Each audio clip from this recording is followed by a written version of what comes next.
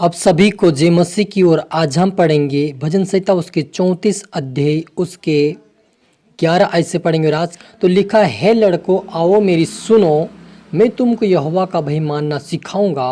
वह कौन मनुष्य है जो जीवन की इच्छा रखता और दीर्घायु चाहता है, ताकि भलाई को देखे, अपनी जीभ को बुराई से रोक रख और अपने मुंह की चौकसी कर कि उससे छल की बात ना निकले। बुराई को छोड़ और भलाई कर, मेल को ढूंढ और उसी का पीछा कर। हालेलुया। मिलकर प्रार्थना करें। धन्यवाद स्वर्गीय पिता परमेश्वर, प्यार प्रभु जी, आज के वचन आज के कलाम से मेरे पिता भरी से बातचीत कर प्रभु जी। आज का वचन आपके बेटा बेटी जो भी देखे सुने वो आशीष पाए, बरकत आपके वचन पे चले प्रभु जी। आज का वचन हरि के जीवन प्रभु जी एक पिता परमेश्वर सुरक्षा को लेकर है प्रभु जी। उनके मुंह से गंदी बात ना निकले, लेकिन आशीष और भलाई और पिता परमेश्वर आपकी महिमा की बात निकले। मदद सहायता कर। मैं सभी को तरह आत्मक्षमता पवित्र आत्मा जी आप मेरे मुख से होकर बोले मदद सहायता कर। ये प्रार्थना दुआ यीशु के नाम से मांगते हैं, आमीन। तो मेरे अजीज, जो हमने यहाँ पर पढ़ा भजन संहिता 34 अध्याय उसके 11वीं आयत से पढ़ा कि है लड़कों आओ मेरी सुनो, मैं तुमको यहोवा का भय मानना सिखाऊंगा। वो कौन मनुष्य है जो जीवन की इच्छा रखता और दीर्घायु चाहता है, ताकि भलाई को देखे। अगर वो दीर्घायु या भलाई चाहता, अपनी जीभ को बुराई से रोक रख और अपने मुंह की चौकसी कर कि उससे छल की बातें ना निकले। हालेलुया। मेरे जीजो, यहाँ पर दाऊद कहता है कि हे लड़कों सुनो, मैं तुम्हें यहोवा का भय मानना सिखाऊंगा। और यदि आप अपने जीवन में जीना चाहते हैं, जीवन की इच्छा रखते हैं और आप दीर्घायु चाहते हैं, आपकी उम्र लंबी हो, तो क्या करो, अपने मुंह की चौकसी करो।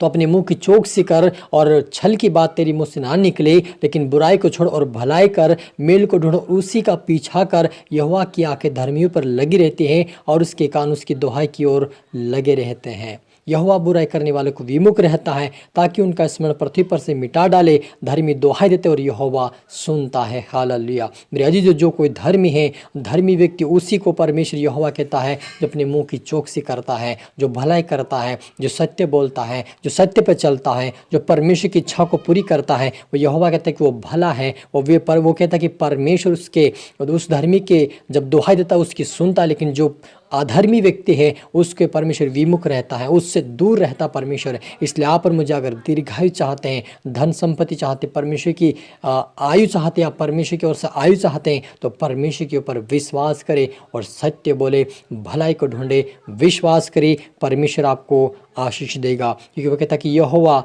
टूटे मन वालों के समय पर रहता है और उस पीछे हुआ का उद्धार करता है। धर्मी पर बहुत सी विपत्तियां तो पड़ती तो है, परंतु यहोवा उन सब से मुक्त करता है। वो यहोवा उसकी हड्डी हड्डी की रक्षा करता है, उनमें से एक भी टूटने नहीं पाती है। हालेलुया। मेरे जीजू, जब हम यहोवा के वचन पे चलते हैं, प्रभु यीशु मसीह के वचन पे चलते, उसके वचन का पालन करते हैं, बुराई को छोड़कर हम भलाई करते हैं, असत्य को छोड़कर सत्य बोलते हैं, परमेश्वर के ऊपर ध्यान देते, उसके वचन पे ध्यान देकर उस वचन पे चलते हैं, उसके वचन का पालन करते हैं। यहोवा कहते हैं उन धर्मी के ऊपर विपत्ति तो पड़ती है जरूर, लेकिन उन सारी विपत्ति से परमेश्वर बचा लेता है, उनसे मुक्त करता है और उनकी हड्डी हड्डियों का रक्षा करता है। सचमुच मेरे अजीजों, इस संसार में आप और मेरा कोई रक्षा करने वाला नहीं मिल सकता है। अगर कोई करे, अगर कोई आपकी रक्षा भी करेगा, तो वो आपको उस विपत्ति से, उस समस्या से जो आने वाली, उससे आप नहीं बचा सकता है।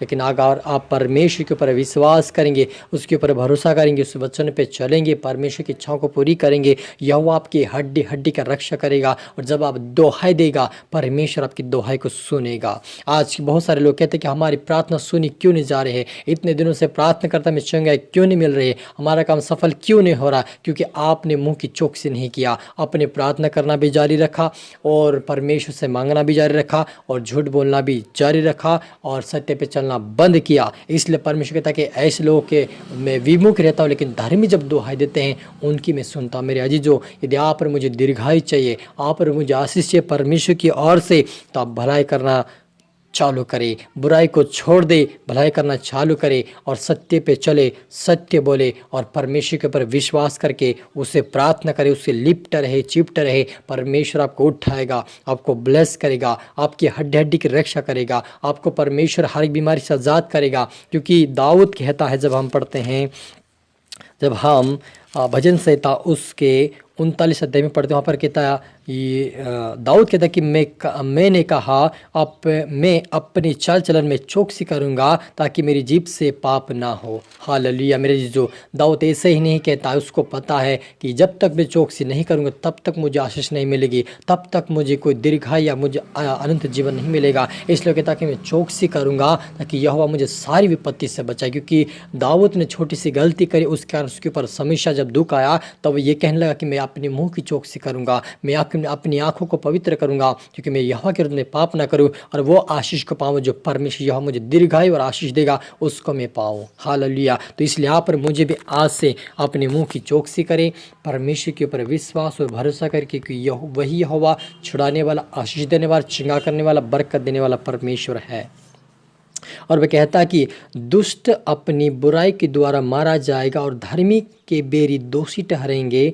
यहोवा अपने दासों का प्राण मोल लेकर बचा लेता है और जितने उसके शरणागत हैं उनमें से कोई भी दोषी नहीं ठहरेंगे। हालेलुया। मेरे जीजो, यहाँ पर दाऊद साफ साफ लिखे, दुष्ट अपनी बुराई के द्वारा मारा जाएगा। अगर आप विश्वास भी करते हैं लेकिन बुराई करना नहीं छोड़े हैं, लोगों को भला करना नहीं किया हो, अपने लोगों का भला नहीं किया हो, अपने बुराई किया हो, अपने किसी को नीचे दिखाया, किसी का अपमान किया हो, तो परमेश्वर कहता है कि दुष्ट जन, अगर वह धर्मी भी, अगर वो मुझे अपना मानता भी हो, लेकिन वो उस दुष्टता के कारण जो उसने झूठ बोला है, पाप किया, बुराई किया है, उसके कारण नष्ट किया जाएगा। लेकिन धर्मी जन की जो बेरी, जो दुश्मन बन के बैठे हैं, उनको परमेश्वर के दोषी ठहराएगा।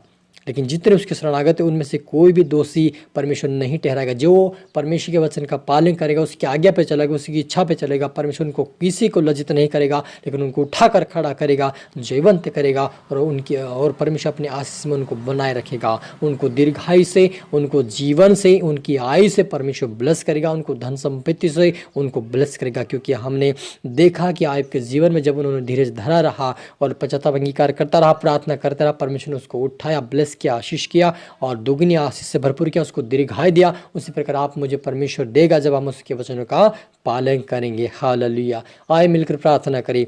धन्यवाद सुनाओ कि यवा रफ यवा शाल मेरे परमेश्वर पिता, आज के वचन, आज के कलाम से मेरे पिता आप हमारी एक से बातें किया। आपका धन्यवाद प्रभु, जितना आपका बेटा बेटी देखे सुने हैं वो आशीष पाए पिता। आज से प्रभु ये पवित्रताएं में चले, प्रार्थना में चले, बुराई को छोड़कर ये भलाई करने वाले, ओ प्रार्थना करने वाले, वचन पढ़ने वाले, आपकी आज्ञा पर चलने वाले, आपकी महिमा करने वाले, आपके पीछे चलने वाले, आपके वफादार, आपकी आज्ञाकारिता में चले, मदद सहायता कर, हरि को उठा और ब्लेस करे। इनके दूर उनके परिवार को भी आशीष का मेरे परमेश्वर बचा पिता, अपने पंखाड़ों छुपा ले प्रभु जी। अपने हमारी प्रार्थना सुने, आशीष के धन्यवाद मेरे परमेश्वर पिता।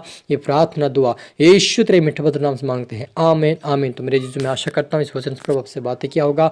आप इसको दोबारा सुने, लाइक करें, शेयर करें, सब्सक्राइब करें, ताकि प्रभु आपको दोगुनी आशीष दे। आप सभी को फिर से मेरी तरफ से गॉड ब्लेस और जय मसीह की।